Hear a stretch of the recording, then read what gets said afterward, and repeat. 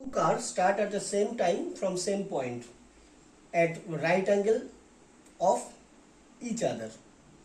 Their speed is 36 km and 48 km. After 15 seconds, find the distance between them. মানে একই point থেকে যদি দুটো কার রাইট অ্যাঙ্গেলে মুভ করে একে অপরের, তার মানে দুটো দু রাস্তায় গেছে নির্দিষ্ট চৌরাস্তা থেকে, নাহলে 90 ডিগ্রি অ্যাঙ্গেল হবে না। তো এখানে কি বলেছে, 15 সেকেন্ড করে জার্নি করেছে। তাহলে 36 কিমি পার আওয়ার যদি কারোর গতিবেগ হয়, তাহলে সে 15 সেকেন্ডে কতটা গেছে?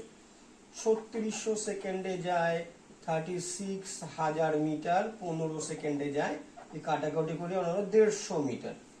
সিমিলারলি ওইটার ক্ষেত্রে 3600 সেকেন্ডে যায় 48,000 মিটার, তাহলে 15 সেকেন্ডে কত যাবে? কাটাকাটি করলে 200 মিটার যাবে। তাহলে একটা ডিস্টেন্স বেরোলো 200 মিটার, একটা 150 মিটার।